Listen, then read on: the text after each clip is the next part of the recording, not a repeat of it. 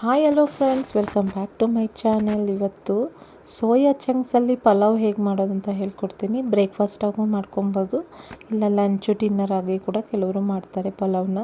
ಈ ಒಂದು ರೆಸಿಪಿನ ಹೇಗೆ ಮಾಡೋದಂತ ಹೇಳ್ಕೊಡ್ತೀನಿ. ಸ್ಕಿಪ್ ಮಾಡಿದಾಗೆ ನೋಡಿ. ಮೊಟ್ಟ ಮೊದಲ ಬಾರಿಗೆ ನೋಡೋರಾಗಿದ್ದರೆ ಸಬ್ಸ್ಕ್ರೈಬ್ ಮಾಡ್ಕೊಳ್ಳಿ. ನೋಡಿ ಫ್ರೆಂಡ್ಸ್, ಒಂದು ಮಿಕ್ಸಿ ಜಾರ್ನಲ್ಲಿ 1 ಇಡಿ ಪುದೀನ, 1 ಇಡಿ ಕೊತ್ತಂಬರಿ ಸೊಪ್ಪು, ಖಾರಕ್ಕೆ ತಕ್ಕಷ್ಟು 5ರಿಂದ 6 ಹಸಿಮೆಣಸಿನ್ಕಾಯಿ ಹಾಕ್ಕೊಂಡಿದ್ದೀನಿ. 1 ಪ್ಯಾಕೆಟ್ ಸೋಯಾ ಚಂಕ್ಸ್ ಹಾಕ್ಕೊಳ್ತಾ ಇದ್ದೀನಿ ನಾನು. ಬಿಸಿನೀರಲ್ಲಿ ಒಂದು 15 ನಿಮಿಷ ನೆನೆ ಹಾಕಬೇಕು. ತಣ್ಣೀರಲ್ಲಿ ನೆನೆ ಹಾಕಬೇಡಿ, ಬಿಸಿನೀರಲ್ಲೇ ಹಾಕಬೇಕು. ಕುದ್ದಿಂದಂತಹ ನೀರಲ್ಲೇ ಹಾಕಬೇಕು. ಈಗ ಸ್ಟವ್ ಮೇಲೆ ನಾನು ಒಂದು ಪಾತ್ರೆ ಇಟ್ಟು ಒಂದು 5ರಿಂದ 6 ಟೇಬಲ್ ಸ್ಪೂನ್ ಆದಷ್ಟು ಎಣ್ಣೆ ಹಾಕ್ಕೊತಾ ಇದ್ದೀನಿ. ಎಣ್ಣೆ ಹಾಕಿದ ನಂತರ 3 ಈರುಳ್ಳಿನ ಹಾಕ್ಕೊತಾ ಇದ್ದೀನಿ. ಮತ್ತು 5 ಚಕ್ಕೆ, ಒಂದು 4 ಲವಂಗ ಪೀಸು ಚಿಕ್ಕ ಚಿಕ್ಕ ಪೀಸ್ಗಳನ್ನಾಗಿ ಮಾಡಿ ಹಾಕ್ಕೊತಾ ಇದ್ದೀನಿ. 5 ಚಕ್ಕೆ ಅಂದ ತಕ್ಷಣ ದೊಡ್ಡದಲ್ಲ, ಚಿಕ್ಕ ಚಿಕ್ಕ ಪೀಸು. 5 ಪೀಸು ಚಕ್ಕೆ, 5 ಪೀಸು ಲವಂಗ ಮತ್ತು ಪಲಾವ್ ಎಲೆ ಹಾಕಿ ಚೆನ್ನಾಗಿ ಗೋಲ್ಡನ್ ಬ್ರೌನ್ ಬರೋ ತನಕ ಮಿಕ್ಸ್ ಮಾಡಬೇಕು. ಈಗ 2 ಟೇಬಲ್ ಸ್ಪೂನ್ ಆದಷ್ಟು ಶುಂಠಿ ಬೆಳ್ಳುಳ್ಳಿ ಪೇಸ್ಟ್ ಹಾಕ್ಕೊಳ್ಳೋಣ. 1 ಟೇಬಲ್ ಸ್ಪೂನ್ ಆದಷ್ಟು ಧನಿಯಾ ಪೌಡರ್ ಹಾಕ್ಕೊಬೇಕು. ಇವಿಷ್ಟು ಮಸಾಲ ಹಸಿ ವಾಸನೆ ಹೋಗೋ ತನಕ ಮಿಕ್ಸ್ ಮಾಡಬೇಕು. ಹಸಿ ವಾಸನೆ ಹೋದ ನಂತರ ಈಗ ಟೊಮೊಟೊ ಹಣ್ಣು ಹಾಕ್ಕೊತಾ ಇದ್ದೀನಿ. ಆ ಟೊಮೊಟೊ ಹಣ್ಣು ಹಸಿ ವಾಸನೆ ಹೋಗೋ ತನಕ ಚೆನ್ನಾಗಿ ಬಾಡಿಸ್ಬೇಕು. ಎಷ್ಟು ಚೆನ್ನಾಗಿ ಬಾಡಿಸ್ತೀವೋ ಅಷ್ಟು ಫ್ಲೇವರ್ಫುಲ್ ಆಗಿರುತ್ತೆ ಇವತ್ತು ಪಲಾವು. ನಾನು ನನ್ನ ಹತ್ರ ಇರೋ ತರಕಾರಿಗಳನ್ನ ಹಾಕ್ಕೊತಾ ಇದ್ದೀನಿ. ಕ್ಯಾರೆಟು, ಆಲೂಗೆಡ್ಡೆ ಹಾಕ್ಕೊತಾ ಇದ್ದೀನಿ. ನಿಮಗೆ ಬೇಕಾದ್ರೆ ಬೀನ್ಸು, ಸುಳಿಯಕಾಳು, ನಿಮಗೆ ಯಾವ ಥರ ವೆಜಿಟೇಬಲ್ಸ್ ಬೇಕೋ ಆ ಥರ ವೆಜಿಟೇಬಲ್ಸ್ ಹಾಕ್ಕೊಳ್ಳಿ. ರುಚಿಗೆ ತಕ್ಕಷ್ಟು ಉಪ್ಪು ಹಾಕ್ಕೊಳ್ಳಿ. ಹಾಕಿ ಚೆನ್ನಾಗಿ ಮಿಕ್ಸ್ ಮಾಡಬೇಕು. ಸ್ವಲ್ಪ ಕಡಿಮೆನೇ ಉಪ್ಪು ಹಾಕ್ಕೊಳ್ಳಿ. ಉಪ್ಪು ಬೇಕಾದರೆ ನಾವು ಫೈನಲ್ ಆಗು ಹಾಕ್ಕೊಬೋದು. ನೋಡಿ, ಇವಾಗ ಸೋಯಾ ಚಂಕ್ಸ್ ಚೆನ್ನಾಗಿ ನೀರಲ್ಲಿ ನೆಂದಿದೆ. ನೋಡಿ, ಇಲ್ಲಿ ಮಸಾಲ ಕೂಡ ಹಸಿ ವಾಸನೆ ಹೋಗಿದೆ.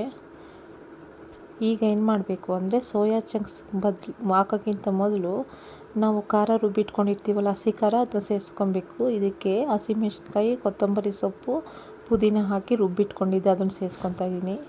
ಈಗ ಸ್ವಲ್ಪ ಅರಿಶಿನ ಹಾಕ್ಕೊಳ್ಳೋಣ. ಇವಿಷ್ಟನ್ನು ಚೆನ್ನಾಗಿ ಹಸಿ ವಾಸನೆ ಹೋಗೋ ತನಕ ಮಿಕ್ಸ್ ಮಾಡಬೇಕು. ಈಗ ನೋಡಿ, ಸೋಯಾ ಚಂಕ್ಸ್ನ ನೀರೆಲ್ಲ ಇಟ್ಕೊಂಡಿದ್ದೆ ಸೋಯಾ ಚಂಕ್ಸು, ಅದನ್ನ ಹಾಕ್ಕೊತಾ ಇದ್ದೀನಿ. ನೆನೆ ಹಾಕಿದ್ವಲ್ಲ, ಅದರಲ್ಲಿ ಚೂರು ನೀರಿರಬಾರ್ದು, ಚೆನ್ನಾಗಿ ಹಿಂಡ್ಬಿಟ್ಟು ಹಾಕ್ಕೊಬೇಕು.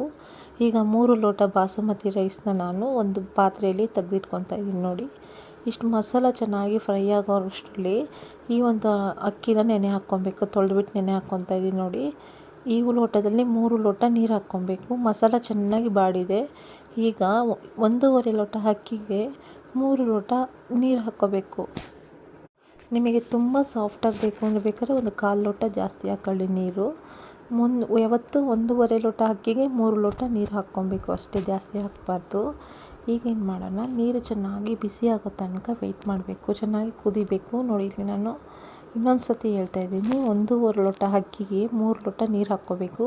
ಈ ನೀರು ಕುದಿಯೋಷ್ಟರೊಳಗೆ ನಾವು ಅಕ್ಕಿ ತೊಳೆದು ನೆನೆ ಹಾಕ್ಕೊಬೇಕು. ನೆನೆ ಹಾಕಿದ್ರೇ ಸ್ವಲ್ಪ ಸಾಫ್ಟಾಗಿ ಬರುತ್ತೆ. ಈ ನೀರು ಕುದಿಯೋಷ್ಟರಲ್ಲಿ ನಾವು ಸ್ವಲ್ಪ ತೆಂಗಿನ ಹಾಲನ್ನು ತೆಗೆದಿಟ್ಕೊಳ್ಳೋಣ. ತೆಂಗಿನಕಾಯಿ ರುಬ್ಬಿಟ್ಟು ಹಾಲು ಮಾತ್ರ ಹಾಕೋಣ, ಆವಾಗ ಫ್ಲೇವರ್ಫುಲ್ಲಾಗಿರುತ್ತೆ. ಇವಾಗ ನೋಡಿ, ಮೊದಲೇ ಸ್ವಲ್ಪ ಉಪ್ಪು ಹಾಕಿದ್ದೆ ಕಡಿಮೆ ಆಗಿ. ಈಗ ಒಂದು ಫೈನಲಾಗಿ ಸ್ವಲ್ಪ ಉಪ್ಪು ಹಾಕ್ಕೊತಾ ಇದ್ದೀನಿ. ನೀರು ಹಾಕಿದ ತಕ್ಷಣ ಅದರ ಮಸಾಲೆಯೆಲ್ಲ ಉಪ್ಪೆಲ್ಲ ಹೋಗಿರುತ್ತೆ, ಅದಕ್ಕೆ ಸ್ವಲ್ಪ ಉಪ್ಪು ಆ್ಯಡ್ ಮಾಡ್ಕೊತಾ ಇದ್ದೀನಿ. ಈಗ ಅಕ್ಕಿ ಹಾಕ್ಕೊತಾ ಇದ್ದೀನಿ.